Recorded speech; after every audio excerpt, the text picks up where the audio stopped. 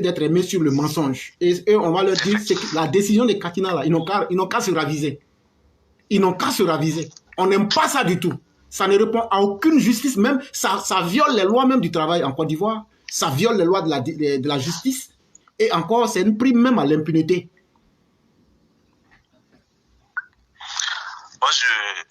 Ce que moi je tenais à dire sur ce sujet-là, en fait, c'est ce qu'on appelle ce faute des victimes. C'est ce qu'on appelle également ce faute des militants. Et c'est ce qu'on appelle également se foutre un peu de cette jeunesse qui ont donné tout afin d'être diplômés et qui sont dans le parti RHDP, ou bien peut-être même qui sont apolitiques, qui tapent à la porte de la fonction publique et on ne les ouvre pas. Donc vraiment, c'est ce faute de cette jeunesse-là.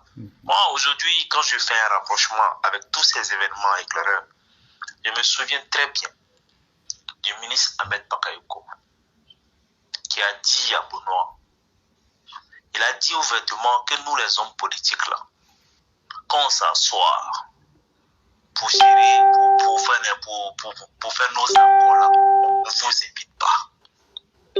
Donc là, le message que vous avez lancé cette fois-ci sur la plateforme-là, c'est-à-dire qu'il ne faudrait plus que tu sois RHDP, peu importe ton parti politique, il ne faudrait plus que tu battes dans la rue pour aller manifester pour un politicien. Et il y a un politicien qui l'a dit, Ahmed Bakayoko, perd son âme, il a dit ouvertement. Donc aujourd'hui, souvent, j'essaie de prendre du recul aujourd'hui sur beaucoup de choses, mais j'ai toujours dit un truc, on dit le poisson pourri par la tête. Et cette expression-là, c'est le guide même qui a mis ça dans notre bouche. Et ça, on ne fait que le dire tout le temps, on le dit. Le poisson pourri par la tête. Le guide même qui nous a montré cette expression-là, aujourd'hui, là, qu'est-ce qu'il fait dans cette situation-là? Parce qu'on a l'impression que, je ne sais pas si ce sont des stratégies politiques, quoi. Mais ça, moi, je ne peux pas mettre ça sur le compte des stratégies politiques. Je sais que je ne fais pas de la politique, je suis un observateur de la politique, mais ça, là, seulement là, je ne sais pas qu'est-ce qu'il compte sur quoi exactement. Est-ce que le président de la République, est-ce qu'il est au courant de cette nomination-là? Maintenant, la fonction que ce dernier-là va occuper, éclaireur, en fait, dès que moi j'ai vu ça sur les réseaux, quoi, je suis vite passé là-dessus parce que vraiment j'avais gros sur le cœur. J'aimerais savoir, éclaireur, la nomination de Koné Katina, quel est le ministère qui gère cette nomination-là et qui valide cette nomination-là? C'est le Premier ministre ou le président de la République? Je ne sais pas. J'aimerais savoir exactement comment ça se fait, comment est-ce que cette nomination est possible. Quels sont les différents ministères qui mettent le cachet? Parce qu'il y avait un tampon, mais il n'y a même pas eu le temps même d'aller lire parce que j'étais énervé. Donc, j'aimerais savoir aujourd'hui soir là, comment se fait une telle nomination. Ce que je peux répondre dans un premier temps, c'est que ça ne peut pas se faire sans que le ministère de la fonction publique ne soit pas au courant. Maintenant, il y a M. Mohamed Kamara qui dit, M. l'éclaireur, qui disait quelque chose ici, il dit, Katina ne peut pas être repris dans l'administration sans l'aval du président. C'est ce que lui dit, mais moi je ne sais pas ça. Mais effectivement, ce qu'il dit, il faut éviter la langue de bois. Est-ce que le président n'est pas au courant de cette décision-là? Est-ce que c'est une décision juste? Est-ce que c'est une décision qui répond même au droit et à la logique même dans lequel le monde du travail est réglé en Côte d'Ivoire? Et en faisant cette décision-là, nous n'avons rien contre Katina. Mais est-ce que l'individu, pour les propos et l'esprit qu'il a, est-ce qu'il va aller dans cette administration-là pour poser du bien? Voilà les questions que nous posons. Sinon, quand on est travail à Katina, moi, je n'ai pas besoin de travailler en Côte d'Ivoire. Mais je pense au danger et à ce qu'ils vont venir faire dans l'administration. Quelqu'un qui a volé 300 milliards, vous venez encore le remettre à des postes pour gérer l'argent. Voilà autant de choses qu'on est en train de critiquer. Oh!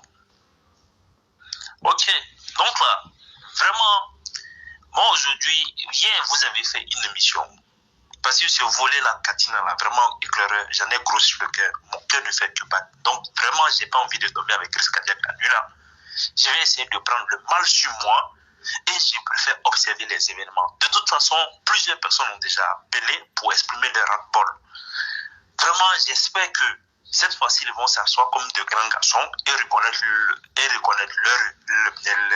l'erreur et essayer de la traiter le plus rapidement possible. Parce que lorsque les choses sont accumulées, un moment, quand les gens en ont marre, chacun va assumer ses responsabilités à un moment donné. Parce qu'aujourd'hui, déjà même vos militants n'ont pas carte de militants. Vous dites que nous sommes le plus grand parti de Côte d'Ivoire, nous sommes le quartier le plus important, on n'a pas de carte de militants. Aujourd'hui, on assiste à des polémiques pas possibles au sein du RHDP. Et ça, c'est une autre couche. Vous venez encore nous demander de supporter ça encore. On ne pourra pas supporter. Mais il y a un moment là, chacun va se mettre dans son coin et puis on va observer. Parce qu'on ne peut pas prendre tout notre temps en train de passer des nuits, d'autres même qui travaillent le lendemain à 7h30. On est là, on est en train de parler pour que les choses puissent changer. Il y a l'impression qu'ils s'en foutent de tout ça, quoi. Ils font ce qu'ils veulent. Moi, et c'est ce que vous dites là, c'est ce que quelqu'un disait. Il dit, ils sont là, ils nous écoutent bien, mais en réalité, ils s'en foutent royalement de ce qu'on dit. Et quand on parle des ils, on parle des dirigeants actuels. Ouais, parce que nous, on assume. C'est des dirigeants actuels qu'on parle. Ils entendent, mais ils font exprès. Parce que eux, leur vie n'est pas menacée. Eux, ils sont dans les deals en politique sur le dos des populations. Et les peuples doivent se taire là-dessus. Et même les deals les plus incongrus. Quand même. Soyons un peu courageux. Vraiment, ça ne peut pas continuer comme ça. Maintenant, bon, moi, je vais ouvrir une parenthèse. J'ai fermé cette parenthèse là et je vais ouvrir une autre parenthèse. Moi, c'était au sujet de l'émission d'hier. L'intervention de Madame Blanc. Il y a Mike le régulateur qui a eu intervenu. En fait, je l'ai écouté en différé aujourd'hui. En fait, moi, je voulais ouvrir une telle brèche. Cette brèche-là. Parce que, vous savez, éclaireur, on n'a pas besoin d'être dans la maison du voisin pour savoir qu'il y a quelque chose qui ne va pas chez ton voisin. Est-ce que vous savez que moi, j'ai essayé de comprendre les choses en terre à terre. Au fait, les cyberactivistes qu'on a sur nos réseaux sociaux, c'est un peu comme chacun est l'ambassadeur de... C'est un peu comme une famille. Et chaque cyberactiviste est le représentant de sa famille. Donc, tout ce qui se passe au niveau des cyberactivistes, c'est qu'on voit tous les désordres, ils sont là, ils ne peuvent pas dire la vérité aux gens. Il y a d'autres qui empêchent la vidéo comment dirais-je, des autres cyberactivistes RHDP. Il y a d'autres qui vont signaler des vidéos, tout. Donc, moi, en fait, c'est le reflet de ce qui même se passe entre les cadres du parti. Donc, ça fait qu'on assiste à des trucs qui, même des enfants, même dans un quartier, ne peuvent pas faire ce qui est en train de se faire aujourd'hui. C'est de l'enfantillage, effectivement. Donc, le désordre qu'on observe au niveau des cyberactivistes qui font du suivisme, qui sont derrière pro-tel ministre, pro-telle personne, c'est comme ça. Ça se fait également dans le parti. On n'a même pas besoin d'être dans le parti. On n'a même pas besoin même d'aller assister à une réunion du RHDP, à un congrès, quoi que ce soit. Parce qu'en fait, les cyberactivistes, ce qui se passe à l'extérieur, reflètent réellement ce qui ne va pas au niveau du parti. Donc nous tous, on est unanimes là-dessus. C'est parce que les autres partis politiques de la Côte d'Ivoire, c'est parce qu'ils sont animés d'une haine et qu'ils sont incompétents. Raison pour laquelle, moi je le dis haut et fort, raison pour laquelle le RHDP est encore au pouvoir. Si ces personnes-là, ils avaient des têtes pensantes, des personnes, ils avaient peut-être un deuxième président de la République, Alassane Ouattara, là-bas, qui était dans l'opposition, qui avait des gars qui étaient très bien organisés, qui étaient compétents, le RHDP n'allait pas atteindre la vision de 2020, même ou bien 2030, là. Parce que ce qu'on voit là, et que le RHDP est toujours au pouvoir, c'est parce qu'ils n'ont pas une opposition en face, une opposition réelle, une opposition qui n'est pas haineuse. S'ils avaient une opposition, des opposants qui viennent réellement, qui ont aussi, qui ne basent pas les politiques sur tout ce qui est comme tribalisme, tout ça, le RHDP 2020 là, ou bien 2025 là, on est les plus têtes au pouvoir. Si elle a la vérité à dire, il faudrait qu'on le dise. Il faudrait qu'on arrête de se bonner la face. C'est parce qu'on a des opposants qui sont en face de nous, qui ne connaissent rien, qui sont incompétents, qui sont des haineux, raison pour laquelle on est encore au pouvoir. Sinon, c'est qu'on assiste au sein de ce parti-là. Vraiment, c'est pas parce que il y a le président de la République, il y a beaucoup d'hommes qui se répartissent. Et il y a des gens qui sont là, ils attendent. Ils attendent. Il y a énormément de personnes qui sont là, ils attendent. Parce que vous ne faites que nous frustrer, des cyberactivistes qui ne se connaissent pas, vous êtes en train de penser à votre vente. Ce n'est pas les 250 €, bien les 500 € qu'on va vous donner là. Ce n'est pas cette somme-là qui va vous permettre d'aider vos frères qui sont payés. Vous pensez qu'à votre nombril de maintenant, mais pensez à ce que vous pensez à l'avenir quand même. Lorsqu'on décide des cyberactivistes, lorsqu'on décide de faire de la politique là, c'est pas du suivisme. On vous donne l'argent, vous n'êtes que dans l'argent. Mais raison pour laquelle le pays aujourd'hui là, on est bon, malgré que le président fait ce qu'il peut, mais là, aux yeux du monde entier aujourd'hui là, quand on regarde la mentalité des Ivoiriens, de la politique ivoirienne, c'est-à-dire elle est malsaine. Ça veut dire qu'on ne fait plus de politique aujourd'hui. Donc vraiment le texte que vous avez écrit, vous et je ne sais pas si c'est de fait, aujourd'hui on n'encourage plus une personne d'aller s'asseoir sur les bancs de l'école afin de pouvoir acquérir des compétences, faire des preuves dans la société. Non, ça n'existe plus. Ça n'existe plus en Côte d'Ivoire aujourd'hui. Et sur le gouvernement qu'on comptait aujourd'hui, c'est le gouvernement en train de nous montrer aujourd'hui que vraiment, nous, on va se limiter qu'à construire des routes, qu'à construire des ponts, en tout ce qui est justice, vraiment, nous, on ne va plus, mais justice, ça sera de la justice arrangée. Donc là, nous aujourd'hui, on est RHDP, certes on est RHDP, mais nous on a le courage de vous dire ce qu'on pense. Nous on s'en fout de votre argent, on s'en fout de toute façon. On est venu en France ici, il y a d'autres qui sont aux États-Unis, c'est pas vous qui nous avez aidés pour qu'on puisse venir ici. On a grouillé, nous tous nous sommes arrivés aussi ici, on a grouillé aussi, on a pu s'intégrer dans les pays dans lesquels nous sommes. Donc nous on ne doit rien à personne. Raison pour laquelle on dit ce qu'on pense. On dit ce qu'on pense. Vraiment, j'ai écouté Marc le régulateur, même ainsi que votre témoignage. Vraiment, j'avais mal. On ne peut pas être dans le même parti politique. Donc, on s'est dit que on est là en train de lutter pour maintenir le pouvoir pendant 50 ans. Et puis, c'est faisable. C'est faisable parce que l'adversaire, là, ils sont pas compétents. Ils sont pas compétents, mais vous passez de frustration en frustration. Et à un moment, lorsque le peuple est frustré, Dieu t'arrache le pouvoir. Parce que le pouvoir, là, le guide même nous me dit tout le temps. Il dit le pouvoir, c'est Dieu qui donne, c'est Dieu qui prend. Oui. Mais le pouvoir, là, Dieu peut te donner le pouvoir sur plusieurs générations. Mais là, si toi, tu n'as pas pu faire de ton pouvoir quelque chose d'efficace, quelque chose d'efficient, Dieu te l'arrache. Si Dieu, il a arraché le leadership spirituel au peuple juif pour le donner au peuple arabe via, le prophète Mohammed sallallahu alayhi wa sallam, c'est pas un être humain à qui, un être humain, c'est pas à cette personne qui va l'arracher, parce qu'on t'a confié la destinée d'une nation et on assiste à énormément de choses, des frustrations. C'est pas comme si on veut faire le titre. On ne demande pas à ce qu'on mette que les gens du RHDP. Non, c'est pas ce qu'on vous demande. Il y a des gens qui sont apolitiques, qui ont des compétences, ils volent mieux que ces personnes-là. Pourquoi aller mettre une telle personne? Bon, vraiment, je connais, je sais pas, je n'ai pas la science infuse, je ne connais pas tout, mais ça, vraiment, ça, c'est une insulte. Ça, c'est vraiment une insulte. Il faudrait qu'on dise haut et fort ce qu'on peut, parce qu'on ne doit rien à personne. Aujourd'hui, si le RHDP n'est plus au pouvoir, nous, on va continuer toujours à manger. Au contraire, ce sont eux qui vont bloquer, ils vont bloquer tout ce qu'ils gagnent, tout ce qu'ils investissent. Nous, on s'en fout. Nous, aujourd'hui, on est là, on essaie de soutenir un peu parce que le président, il a fait ses preuves, raison pour laquelle nous sommes derrière lui. Mais le président, moi, je n'ai pas cessé de le répéter, c'est vous-même qui avez dit que le poisson brille par la tête. Donc aujourd'hui, nous posons énormément de questions. Donc, c'est le moment pour le ministre de la Justice ou bien pour les cadres du parti de venir éclaircir les choses. Donc là, c'était l'intervention que je voulais faire de ce côté-là. Maintenant, moi, j'ai une question à poser. Lorsqu'on est au sein d'un parti, on veut tous émerger dans ce parti-là. Moi, aujourd'hui, nous voyons des opposants. Bon, Chris Yapi, lui, je ne le crois jamais.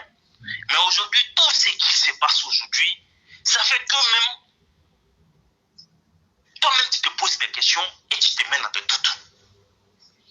Moi, j'ai une question à poser aujourd'hui à tous les élèves de la classe. J'aimerais savoir, aujourd'hui, nous tous, on a dit que on souhaiterait que ce soit une personne qui a fait ses preuves aux différentes fonctions qu'il a occupées pour que le choix du parti soit sur lui afin qu'il puisse aller aux élections présidentielles. Aujourd'hui, quand moi je regarde dans le gouvernement, dans le RHDP, vraiment j'ai déjà une idée. Maintenant, j'aimerais savoir, aujourd'hui, vous éclaireurs, si c'est une personne et que tout le monde est unanime que cette personne n'est pas digne de représenter le RHDP, vous éclaireurs ainsi que les élèves de la classe, bon, vous éclaireurs, quelle sera votre position vis-à-vis de cette situation? Mais moi, je l'ai déjà dit, moi-même qui vous parle là, si les choses continuent comme ça, si après leur réforme, on ne voit rien de bon là, moi je l'ai dit et je le répète, on va tracer notre propre dynamique et on va se retirer du RHDP. Et je l'ai dit déjà, ce n'est pas la première fois. Et nous attendons la restructuration. Si la restructuration ne nous plaît pas comme on le veut, et si nous n'avons pas confiance en ces personnes-là, chacun prend ses distances. C'est clair parce qu'on sait déjà les résultats qu'on aura. Et donc, il ne faut pas se mentir. Et il faut que le peuple soit capable d'assumer son destin. Parce que celui qui confie son destin à quelqu'un, sachant bien que celui-là va le conduire dans les abîmes, il n'y a pas plus bête que cette personne-là. Et aujourd'hui, comme quelqu'un le disait, si je l'ai dit un dimanche, les gens me sont tombés là-dessus comme des loups, la chute du RHDP viendra des cadres. Je leur ai dit clairement, parce que c'est des cadres même qui travaillent contre le président, qui travaillent contre même les décisions, même les décisions qui vont avec le bon sens. Et vous voulez que nous, on suit les gens comme ça? Soit j'arrête carrément de faire de la politique et je vais dire, je deviens un observateur et je m'attends au pire. Et donc, en temps, je prends les dispositions. Ou bien, je crée une dynamique.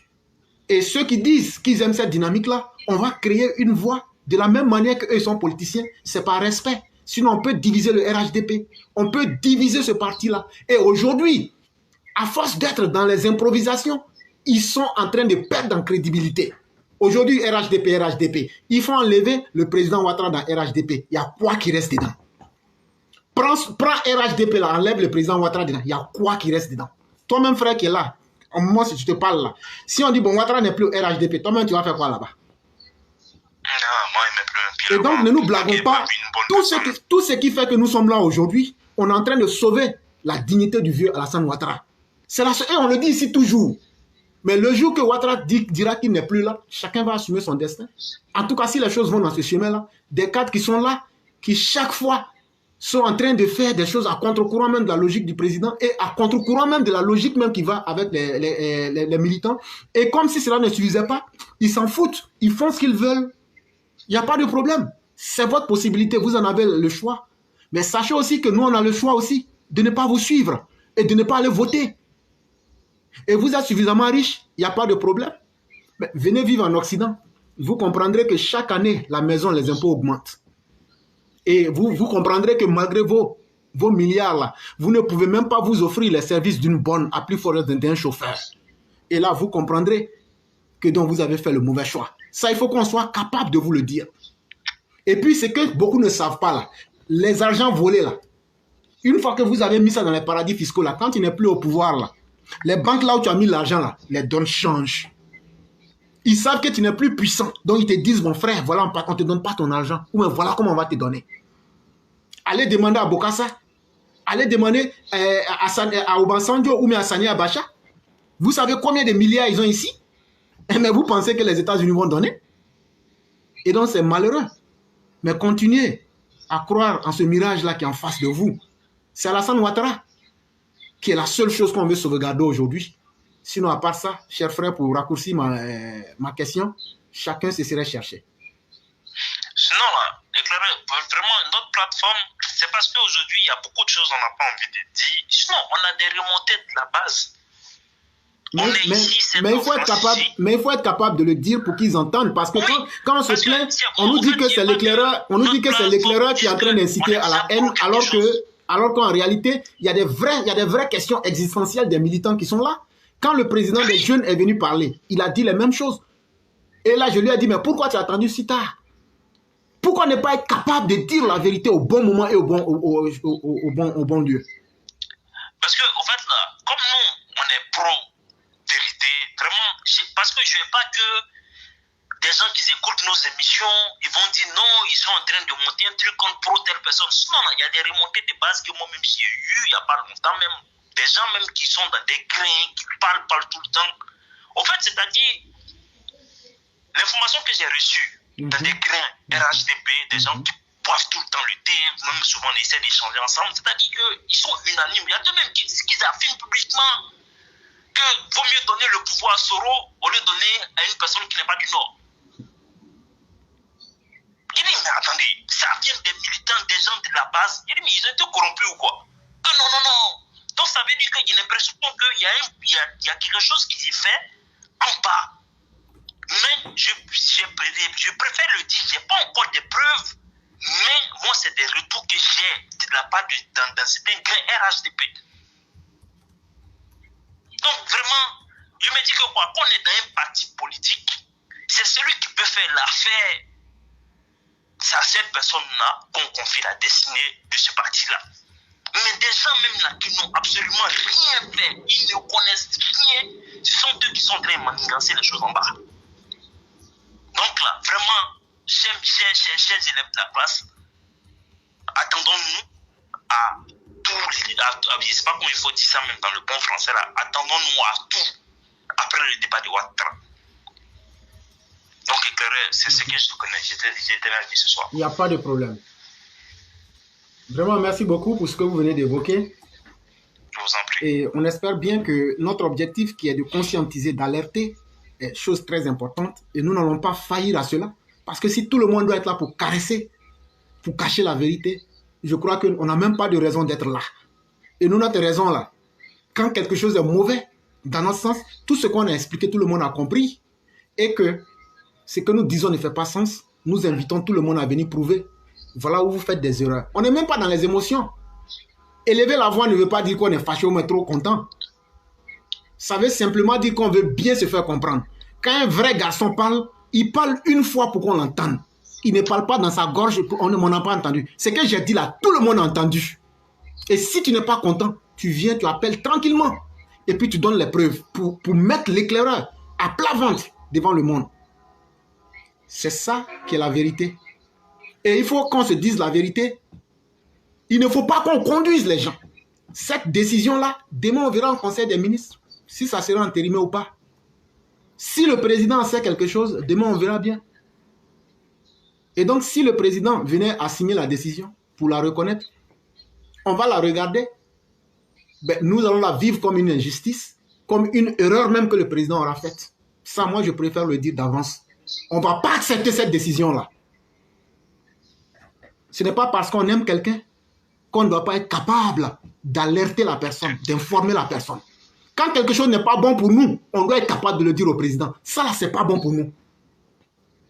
Même si on dit qu'on suit quelqu'un là, on ne le suit pas aveuglément.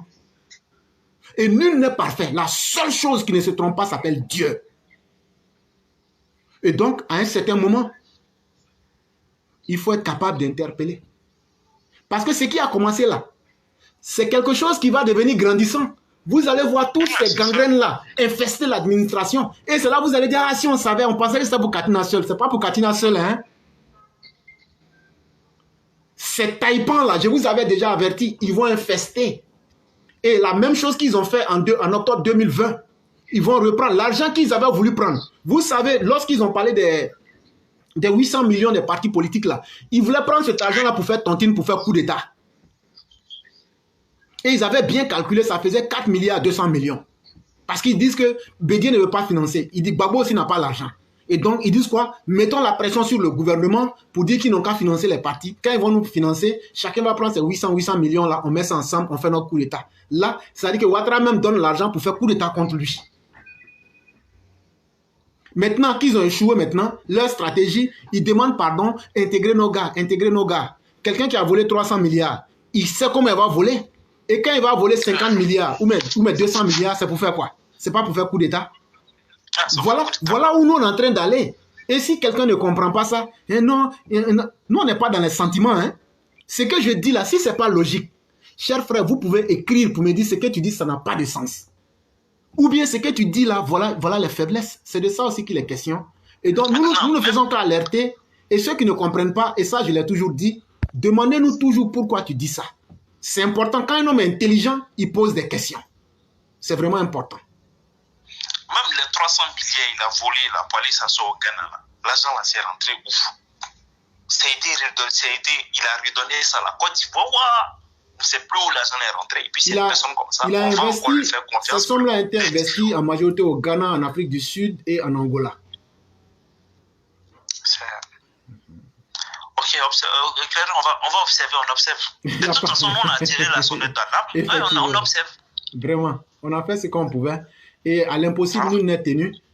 Et je crois que pour nous autres qui savons prendre des dispositions en avance, nous, on ne peut pas dire ici, en tout cas, tous ceux qui ont écouté la plateforme Éclaireur Pro Vérité ne peuvent pas dire qu'ils sont surpris parce que on vous dit les événements par anticipation pour que vous puissiez comprendre beaucoup de choses. Et donc, je pense que les uns et les autres auront compris. Et donc, vraiment, merci beaucoup. Donc, il ne faudrait pas qu'on soit étonné, hein, parce que là, Blé Goudé, il cherche à rentrer. Ils vont le nommer peut-être directeur du cabinet d'un ministre là-bas. Donc, il ne faudrait pas qu'on soit étonné.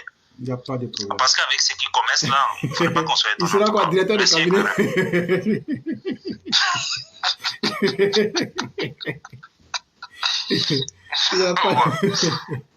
Il n'y a pas de problème, cher frère. Vous passez une excellente soirée. Ok, merci. Merci beaucoup.